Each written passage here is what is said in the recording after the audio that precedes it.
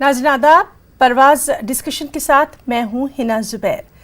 नाज़रीन, अब से कुछ ही दिन बाद दिल्ली में इंतखाबात होने हैं, दिल्ली में इलेक्शन होना है और क्योंकि हमारी राजधानी है और वहाँ की जो आधी आबादी है, यानी हम ख़वातीन की बात कर रहे हैं, वो इस बार किन अहम मुद्दों को लेकर मैदान में उतरने वाली हैं, क्या क्या उनकी दिक्कतें हैं, क्या उनकी परेशानियां हैं और इस सब के बीच में कि क्या वाकई में जो मुख्तलिफ सियासी पार्टियां हैं उन्होंने ख़वातीन उम्मीदवारों को टिकट भी दिया है या सिर्फ बराए नाम दिया है। इन्हीं तमाम चीज़ों को लेकर आज हम बात करेंगे। हमारे साथ मौजूद रहेंगी हस्बे रिवायत हमारी दो खास मेहमान। चलिए सबसे पहले उनसे आपका तारुफ करवा देते हैं। हमारे साथ मौजूद हैं नेहा शालिनी दुआ जी हैं, बीजेपी लीडर हैं और ख़वातीन के मामले पर लगातार हमारे साथ मौजूद रही हैं। नेहा जी, आपका बहुत इस्तकबाल करना चाहेंगे परवाज़ डिस्कशन में। हमारे साथ नाइश हसन साहिबा भी मौजूद हैं, बहुत ही जानी पहचानी हमारी मेहमान हैं, समाजी कारकुन हैं और ख़वातीन के लिए ख़ास तौर पर बहुत काम करती रही हैं और आगे भी उम्मीद यही है कि उनका जो एक जोश जज्बा है वो इसी तरह से बरकरार रहेगा। नाइश जी, आपका भी बहुत इस्तकबाल करना चाहेंगे अपनी ख़ास पेशकश में। और आज जैसा कि हम बात कर रहे हैं दिल्ली की सियासी जंग और ख़वातीन, तो अगर हम राजधानी में आधी आबादी की बात ना करें तो शायद इस बार का जो चुनाव है वो कहीं ना कहीं अधूरा रह जाएगा। नेहा जी, सबसे पहले आपसे ही जानना चाहेंगे, इस बार के चुनाव में किस तरह से आप ख़वातीन को देख रही हैं, क्या कुछ अहम उनके मुद्दे होने वाले हैं? जी, दिल्ली चुनाव को लेकर जो भाजपा का रुख है औरतों के लिए वो बहुत ही अच्छा है, मीन्स पॉजिटिविटी है। आज तक निर्भया कांड जैसे हुआ उसमें निर्भया के लिए फंड रेज किया गया कि निर्भया के नाम से एक फंड बनाया गया कि सभी सरकारें इसका इस्तेमाल करेंगी, लेकिन आज तक इस्तेमाल कितना हुआ? बहुत ही मिनिमम। तो मतलब कि किसी भी राज्य की सरकार ने उतना इस्तेमाल किया ही नहीं महिला सुरक्षा पे। तो इसे लेकर जो है इस पे कड़ी निगरानी रखी जा रही है और कहा जा रहा है कि अगर भाजपा सरकार आएगी तो इस फंड को दिल्ली की औरतों के लिए उनको महफूज बनाने के लिए कि रात को वो चाहे 12 बजे 1 बजे भी घर से निकले तो अपने आप को उतना ही सुरक्षित महसूस करें जितना वो अपने घर पे करती हैं। तो इसके लिए उनकी सिक्योरिटी के ऊपर काफी प्रबंध किए जा रहे हैं। दूसरा, दिल्ली बीजेपी का जो सोच है वो भाजपा की ये है कि अभी हमने अपने मैनिफेस्टो में ये डाला है कि जितने भी जो बीपीएल कार्ड से नीचे वाले तबके के लोग हैं, गरीब महिलाएं और उनकी बेटियां, उन बेटियों को सरकारी स्कूल में सबको साइकिल दी जाएगी ताकि उनको स्कूल आने और जाने में परेशानी ना हो। जब वो अंधेरी गलियों से निकलती हैं तो लड़के कई बार उनका पीछा करते हैं, उनसे छेड़छाड़ होती है। तो इसको मद्देनजर रखते हुए हमने गरीब घर की बच्चियों के लिए बेटी बचाओ बेटी पढ़ाओ के अंतर्गत ये बनाया है कानून, अपने मैनिफेस्टो में डाला और हम इसे पूरा भी करेंगे। दिल्ली में जैसी भाजपा सरकार आ जाती है तो इस बात को उनको साइकिल दी गई है और कॉलेज की जो गर्ल्स हैं, जो गरीब घर की बेटियां हैं, उनके लिए स्कूटी का प्रावधान किया गया है। नेहा जी, तो क्या आप बुनियादी तौर पर ये देख रही हैं कि अभी वहाँ पर तालीम यानी एजुकेशन की काफ़ी ज़रूरत है, सिक्योरिटी जो है ख़वातीन की उसकी जानिब तवज्जो देने की ज़रूरत है, उनकी जो हेल्थ है, सेहत है, उसकी जानिब भी तवज्जो देने की ज़रूरत है? जी, अभी जब बजट बना है तो उसमें देखिए आप, निर्मला सीतारमण जी ने कुपोषण पे और क्या कहते हैं बेटी बचाओ बेटी पढ़ाओ के लिए जो एक अलग से बजट बनाया, मतलब दिया है, उसका प्रस्ताव भी रखा, उसे पास भी मंजूरी भी दी है। 7,000 करोड़ के करीब है वो बजट। तो मैं अपने आप में मानती हूँ कि ये महिलाओं, बेटियों, औरतों के लिए बहुत ही अच्छा बजट है। बाकी हमारी प्रायोरिटी में फर्स्ट और लास्ट यही है कि हम जितनी ज्यादा से ज्यादा सुरक्षित दिल्ली बना सकें, उसके लिए हम पूरी तरह से तत्पर हैं और उसमें पूरी मेहनत कर भी रहे हैं, जो हमने अपने मैनिफेस्टो में क्लियर कर दिया है। हिफाजत की बात की। नाइश हसन साहिबा, आपसे जानना चाहेंगे, एक वक्त पे जहां दिल्ली की जो वज़ीर आला हैं, सीएम हैं, वो एक औरत इस ओहदे पर रह चुकी हैं, मेयर और काफ़ी जो बड़े बड़े ओहदे हैं वो औरतें संभालती रही हैं, ख़वातीन संभालती रही हैं, लेकिन आज भी उसी दिल्ली में शाम ढले एक लड़की या एक औरत अब बाहर जाने से डरने लगी है। मानती हैं आप इस बात को? जी, जी, आप सही कह रही हैं। ये महज दिल्ली का ही सवाल नहीं है, पूरे मुल्क का सवाल है कि औरतें इतनी कोशिशों के बावजूद भी अभी ऐसे बदलाव नहीं आए हैं कि औरतें 8 बजे रात में भी निकलने में सही सेफ महसूस करें। तो ये तो हमारे मुल्क का एक बहुत बड़ी कमी है। औरत के सवाल को कहीं ना कहीं नज़रअंदाज किया गया। जहाँ तक बजट और एलोकेशन की बात है, तो देखिए पहले भी बजट एलोकेशन हुआ है। ये पहली बार नहीं होने जा रहा है, जैसा कि मैनिफेस्टो में बताया हमारी बहन ने, लेकिन इसके पुराने इलेक्शन में यानी कि 2015 वाले इलेक्शन में भी ऐसा वायदा था और ऐसे बजट एलोकेशन हुए थे। लेकिन समझने की बात यह है कि औरत के सवाल पे कहाँ कमी रह जाती है कि निर्भया से भी गंभीर अपराध निर्भया होने के सिर्फ 2 महीने बाद उसी दिल्ली में हो गया था। जी। और एक नहीं अनेकों घटनाएं हो चुकी हैं, जहां फैमिली मर्डर होना, लड़कियों को मार देना, स्कूल में घटनाएं होना, छोटे बच्चों को की हत्याएं कर दी जाने। तो कहीं हमारे सिस्टम की एक बड़ी कमी तो है, और अगर उन कमी को दूर नहीं किया गया तो वाकई आधी आबादी के लिए फिर क्या होगा, ये सोचने की बात है। जितना उसका पावर है, जितनी उसकी ताकत है। इस बार जो दिल्ली की सियासी जंग है उसमें कहीं ना कहीं ये तमाम अहम मुद्दे जो हैं ये हावी रहने वाले हैं, और खासतौर से अगर हम सिक्योरिटी हिफाजत की बात करें वो नहीं। देखिए मैं यहाँ पे थोड़ा सा अलग राय रखती हूँ। मैं ये कहूंगी दिल्ली का जो इस दफा का चुनाव है वो जिस तरह से हो रहा है वो पूरा आइडेंटिटी पॉलिटिक्स पे हो रहा है ना। महिलाएं तो वो भी हैं जो बैठी हैं 50 दिनों से धरने पे, महिलाएं तो वो भी हैं जिनके घरों में उनके साथ हिंसा हो रही है। तो जिस तरह इस पूरे इलेक्शन को काम का हिसाब न देके आइडेंटिटी पॉलिटिक्स की तरफ मोड़ा गया है, वो एक जमहूरियत के लिए खतरनाक निशानी होती है। हमें क्यों चाहिए ये आइडेंटिटी? हम क्यों नहीं अपना रिपोर्ट कार्ड पेश करते कि हमने क्या किया?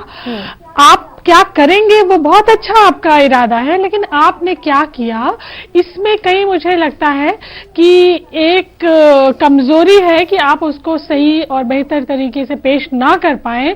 फिर हम क्या करते हैं, हम आइडेंटिटी पॉलिटिक्स की तरफ मुड़ जाते हैं, और आइडेंटिटी पॉलिटिक्स जो है वो एक खतरनाक एंगल पे आ गई है कि जहां पे कोई धमकी देता है तो एक नौजवान उठता है उसको अमल में ले आता है।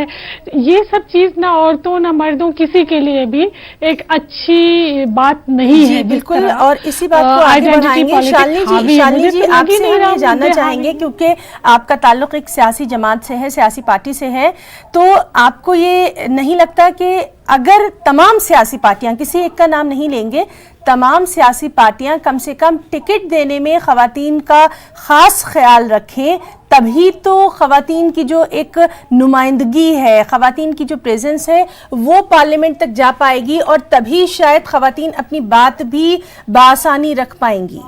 शालिनी जी। जी बिल्कुल, और इसके लिए आप देखिए किसी भी पार्टी में सबसे ज्यादा जो महिलाएं हैं आज के टाइम में वो भारतीय जनता पार्टी में ही हैं। आप पूरा चेक कर सकते हैं, इसे कहीं से भी पता कर सकते हैं क्योंकि मीडिया है। तो हमारी जो इस पार्टी ने हमेशा महिलाओं को सबसे फर्स्ट प्रायोरिटी पे रखा है, और सिर्फ अपनी ही भाजपा की महिलाओं के लिए नहीं। ये बात जैसे अभी बड़ी बहन ने बताया मेरी कि वहां पे शाहीन बाग में जो बैठी हैं वो भी औरतें हैं, बिल्कुल ठीक कहा। लेकिन आप ये बताइए कि वहां बैठी औरतों को सुनने के लिए कौन तैयार नहीं है? किसने बोला कि हम कुछ नहीं करेंगे, कुछ नहीं सुनेंगे? तो यहाँ जो पोलराइजेशन हुआ वो दूसरी पार्टियों ने, एक तो दिल्ली के मुख्यमंत्री जो हैं अरविंद केजरीवाल, उन्होंने कहा कि वहां हम खड़े हैं। सिर्फ नाम के लिए खड़े होने से नहीं होता, आप उनकी बात सुनिए। राज्य सरकार की पहली वो होनी चाहिए प्राथमिकता कि जाके वहां के लोगों की बात सुने कि क्या परेशानी है, क्या चाहते हैं। और एक हमारा जो कानून है, क्या हम अपने कानून पे विश्वास नहीं रखते? क्या यहाँ बात इस बात की है, क्या हम अपने संविधान पे हमें बिल्कुल विश्वास नहीं रहा? तो वहां की अगर जो भी औरतें बैठी हैं, क्या वो संविधान के अगेंस्ट बात कर रही हैं? क्या उनको संविधान पे कुछ भी विश्वास नहीं है? जब एक बार प्रधानमंत्री जी ने एक छोटी सी बात हम चाहेंगे, शालिनी जी यहाँ हम एक छोटी सी चीज आपसे जानना चाहेंगे। एक औरत जब घर से निकलती है, खासतौर से जब वो वोट देने के लिए निकलती है, तो क्या कुछ उसके दिमाग में अहम चीजें रहती हैं? क्या वो सड़कें जो है उनके ताल्लुक से सोचती है या फिर ट्रैफिक के ताल्लुक से सोचती है? क्योंकि अक्सर औरतों को रोज सफर करना पड़ता है। जी, हमने तो औरतों का नहीं सोचा होता तो ट्रिपल तलाक के ऊपर बैन हम क्यों लगाते? हमने तो औरतों को हमेशा सबसे पहले रखा और सोचा है। भारतीय जनता पार्टी ने ट्रिपल तलाक पे अपना स्टैंड एकदम क्लियर रखा, संसद से बिल पास करवाया और इसको लागू करवाया। अब आप बताइए, यहां भी जो संसद से निकला है CAA, जिसमें किसी भी हिंदुस्तानी मुसलमान के अगेंस्ट कुछ भी नहीं है, कोई नागरिकता नहीं छीनी जा रही, तो वहां पर जो भी पार्टियां वहां पोलराइजेशन कर रही हैं, भड़का रही हैं वहां के बैठे हुए, चलिए ठीक है, इस पर हम बाद में बात करेंगे। अभी हम सिर्फ और सिर्फ मुद्दे की बात करेंगे कि दिल्ली की सरकार बंद कर दे और तभी यहाँ पर जो लोग समझेंगे। नाइस साहिबा, आपसे हम जानना चाहेंगे क्योंकि बाशऊर जब एक लड़की या खवातीन निकलती है बाहर, तो क्या सोचकर वो अपना वोट देगी? और दिल्ली है, राजधानी है, कई अहम फैसले वहां से पूरे मुल्क में जाते हैं। क्या कुछ अहम मुद्दे होना चाहिए, इश्यूज होना चाहिए? आप ये मुझसे पूछ रहे हैं? जी नहीं साहबा। हाँ, नहीं, औरत जब अपना वोट डालने निकलेगी तो जाहिर है उसके सामने कई सवाल होंगे, जैसे कि हमारे यूथ या मर्दों के सामने होते हैं। उसकी हिफाजत का सवाल होगा, उसके रोजगार का सवाल होगा, उसके तालीम का सवाल होगा, उसकी ट्रैफिक में वो जाती आती है तो उसके साथ किस तरह का सलूक होता है, और जो उसको जमीन जायदाद घर तमाम सवाल औरत के सामने। इसीलिए हिना मैंने कहा था कि जब हम इन सवालों को नजरअंदाज करके सिर्फ आइडेंटिटी पे पॉलिटिक्स करते हैं।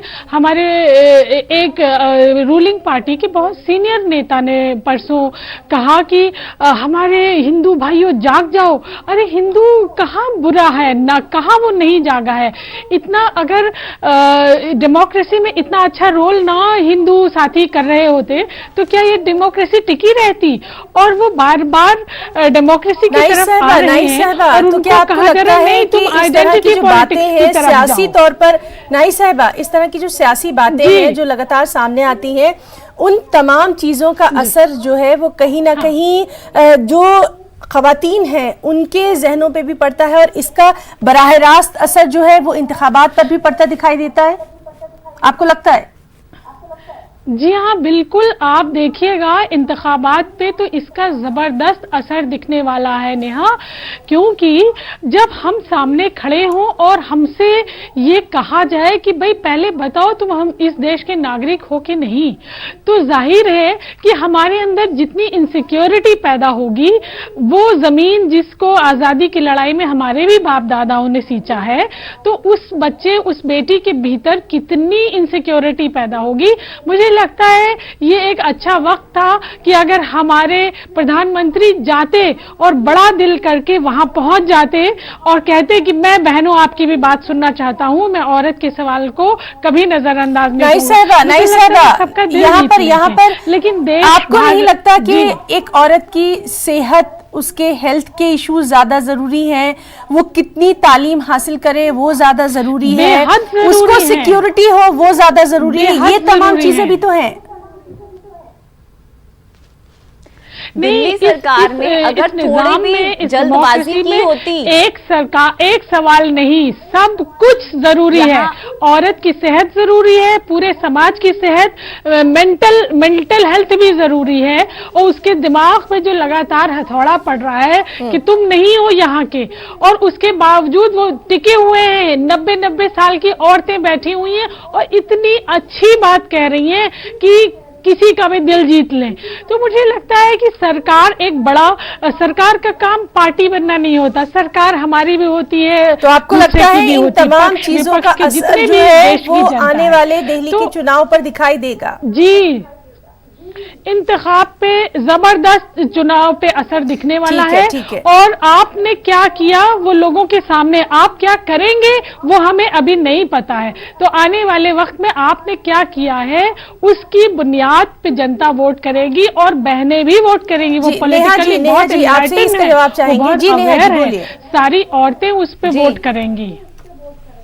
आप देखिए दिल्ली में फ्लाईओवर्स किसने बनाए हैं? केंद्र सरकार ने। आज मुझे इंफ्रास्ट्रक्चर के ऊपर कहते हुए प्राउडली कि हमारे नितिन गडकरी जी जो हमारी सरकार के जो कि अच्छी बात है कि पूरी सरकार सबकी है, तो अगर आप माने तो वही बात होती है ना कि जब ब्लेम करना होता है तो कहा जाता है कि भाजपा की सरकार, और जब वैसे अच्छे काम किए जाते हैं तो ये हमारी सरकार भी है। तो कोई बात नहीं, बहुत अच्छी बात उन्होंने कही कि हमारी सरकार में नितिन गडकरी जी ने जो आज दिल्ली में फ्लाईओवर्स बनाए हैं, कोई और मुझे ऐसे दिल्ली क्या, उन्होंने दिल्ली में अभी जो एक फ्लाईओवर बनाया है जिसका बहुत जल्दी उद्घाटन भी हो जाएगा विद इन 1 मंथ, मेरे ख्याल से 1-2 मंथ। नेहा जी एक छोटी सी बात, नेहा जी एक छोटी सी रिक्वेस्ट, जाने वाले चाहे वो कई बार ऐसा होता है, कई बार हो, नेहा जी कई बार ऐसा लगता है कि पार्लियामेंट से बहुत खूबसूरत तस्वीर जो है वो निकलकर सामने आती है जब सारी खवातीन एक प्लेटफॉर्म पर होती हैं, चाहे वो जो भी मुद्दा रहा हो, किसी भी पार्टी से हो।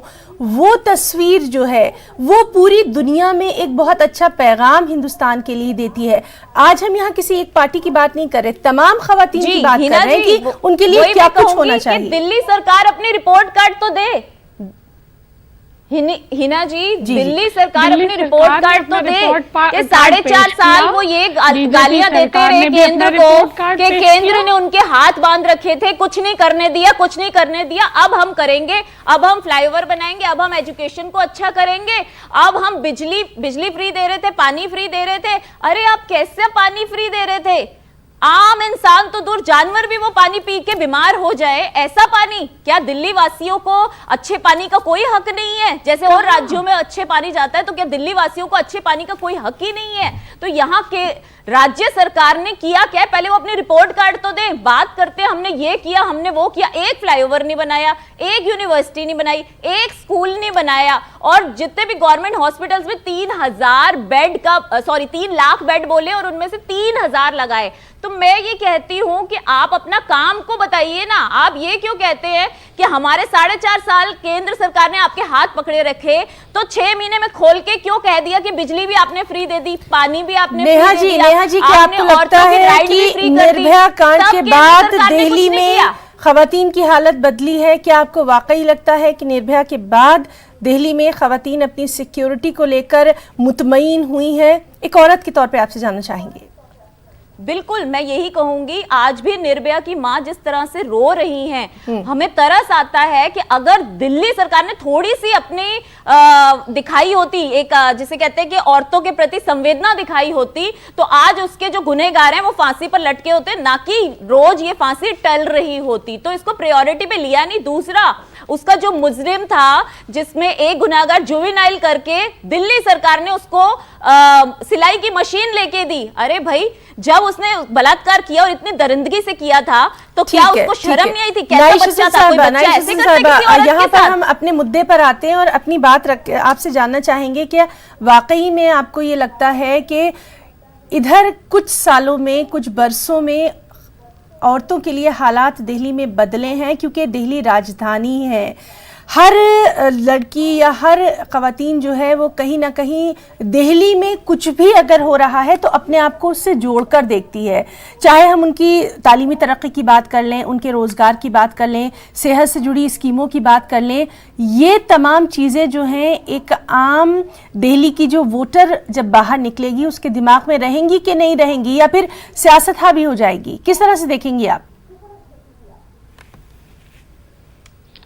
नहीं, मैं ऐसे समझती हूँ कि वोटर को अब कोई ये नहीं कह सकता है, महिला वोटर को भी, कि वो किसी के कहने पे वोट करेगी। जितना वो देख रही है, समझ रही है, वो उसी के बिना पे वोट करेगी। हाँ, ये दोनों पार्टी का अपना फर्ज है कि अपने अपने रिपोर्ट कार्ड सामने रखा है। एक ने अपना बताया है कि मैंने क्या काम किया है, दूसरे ने बताया है कि मैंने क्या काम किया है।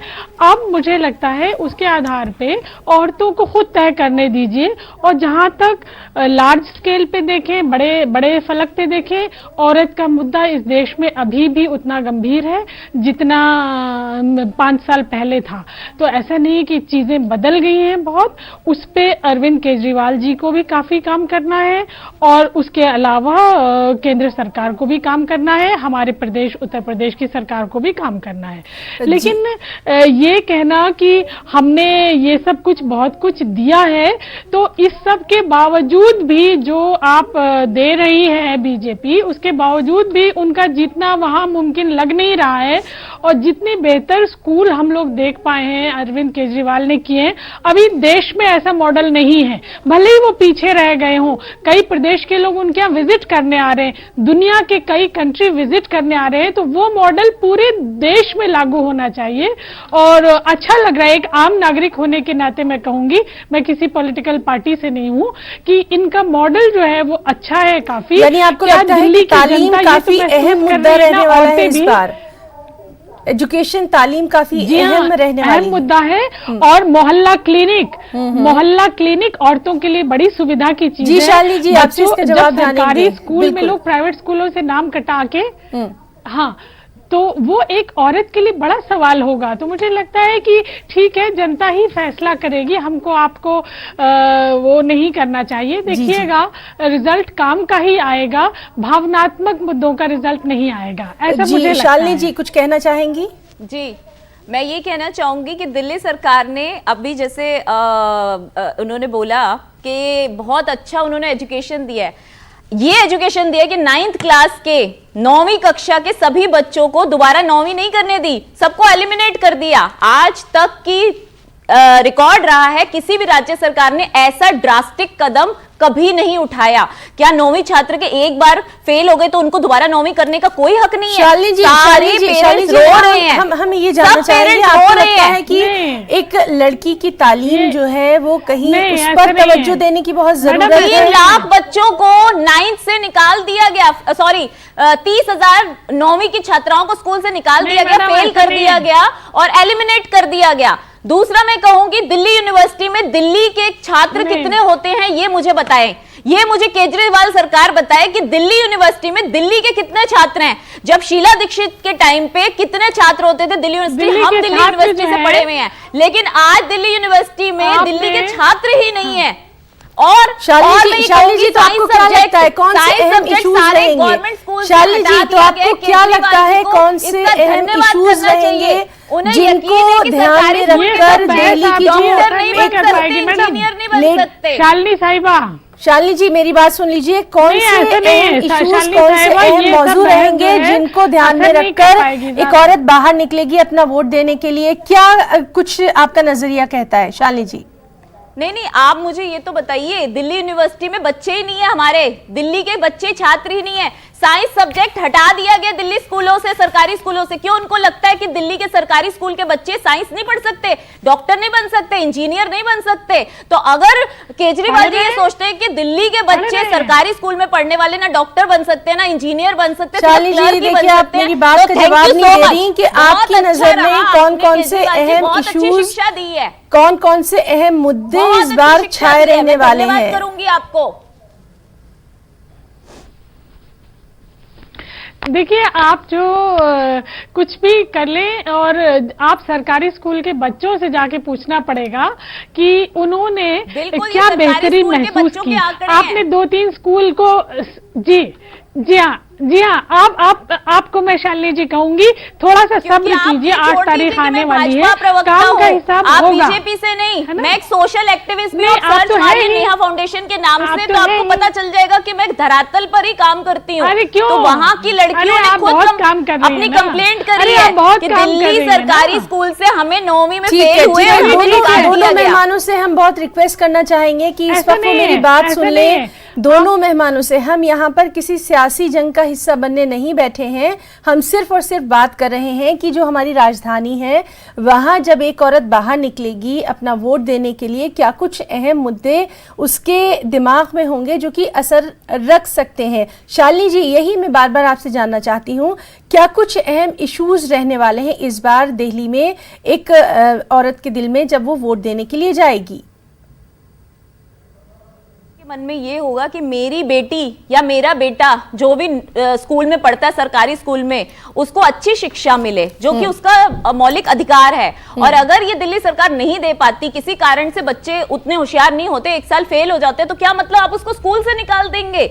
ये तो गलत राजनीति है ना। यहाँ मैं इसका विरोध करती हूँ। 9वीं कक्षा के छात्रों को इसलिए निकाल दिया गया कि 10वीं में दिल्ली का रिजल्ट खराब ना हो, दिल्ली के सरकारी स्कूलों का। तो ये बहुत गलत बात है। इसके लिए केजरीवाल सरकार को औरतें माफ नहीं करेंगी। अहम बातें रहने वाली हैं जो इस बार, और खासतौर से हम बुनियादी बातों की बात कर रहे हैं, हाल फिलहाल छोड़ दीजिए, जो अहम मुद्दे हैं। देखिए ऐसा सवाल है, ऐसी बात है हिना, ऐसी बात है कि देखिए, जब शालिनी साहिबा भी शायद दिल्ली में रहती होंगी और जब 1 महीने के बाद कभी किसी का 0 बिजली बिल या 200 रुपए आता होगा तो दिल तो खुश आपका भी होता होगा कि मैं दिन भर एसी चला के और 200 रुपए या 0 बिल या वाटर का बिल आपका 0 आता होगा तो खुशी तो आपको भी होती होगी। ये मुद्दा औरत से डायरेक्ट जुड़ा मुद्दा है, पानी का मुद्दा, बिजली का मुद्दा। तो ये आपको बहुत अच्छा लगता होगा, इलेक्शन आपको भी अच्छा लगता होगा जब आपके घर में 4 एसी चलते होंगे। आम आदमी पार्टी ने 6 महीने पहले ये शुरू किया, कब तक पूरा करेगी? इलेक्शनों तक। इलेक्शनों के बाद फिर जनता अपने आप को ठगा हुआ महसूस करेगी। जनता को फिर लगेगा कि हम तो ठग गए। हमें फ्री की बिजली दिखाई गई थी, फ्री का पानी दिखाया गया था, और मिला क्या? 6 महीने बाद डबल चार्ज आएगा, डबल रेट आया करेगा, बिजली के लंबे चौड़े बिल आना शुरू हो जाएंगे। यही तो देगी, यही तो आम आदमी पार्टी देगी। तो मैं जनता को कहूंगी, आम मत बनिए। आम बनेंगे तो यही नेता आपको अचार बनाकर उसमें डिब्बे में डाल देंगे। आप ठीक है शालिनी जी, ठीक है शालिनी जी, देश का विकास होगा। ठीक है शालिनी जी। नाइश साहिबा, आपसे भी हम जानना चाहेंगे, अगर पढ़ी लिखी खातून बाहर निकलेगी तो उसके दिमाग में क्या कुछ अहम रहने वाला है इस बार, और खासतौर से जिस तरह से हम देख रहे हैं कि हमारी आधी आबादी जो है वो बहुत ज्यादा समझदार है, हर चीज को बहुत हसासियत के साथ महसूस करती है। नाइश जी। मैं मानती हूँ कि देखिए, एक तो पर्सनल इज पॉलिटिकल, और हर मुद्दा औरत का मुद्दा है। हमें ये नहीं सोचना चाहिए कि खाली चूल्हा चौका औरत का मुद्दा है। तो हर मुद्दे पे औरत वोट करने वाली है इस बार। वो जीडीपी भी देख रही है, वो ये भी देख रही है कि कितनी कंपनियां बंद हो रही है, उसको और उसके बच्चों तक को रोजगार नहीं मिला। चलिए, तो ये भी देख रही है कि उसको सस्ती एजुकेशन मिली। अभी के लिए हम अपने दोनों खास मेहमानों का, नाइश हसन साहिबा आपका भी और नेहा शालिनी साहिबा, आप दोनों का बहुत बहुत शुक्रिया अदा करना चाहेंगे हमारे इस खास प्रोग्राम का हिस्सा बनने के लिए। तो आज के परवाज़ डिस्कशन में फिलहाल इतना ही। आदाब।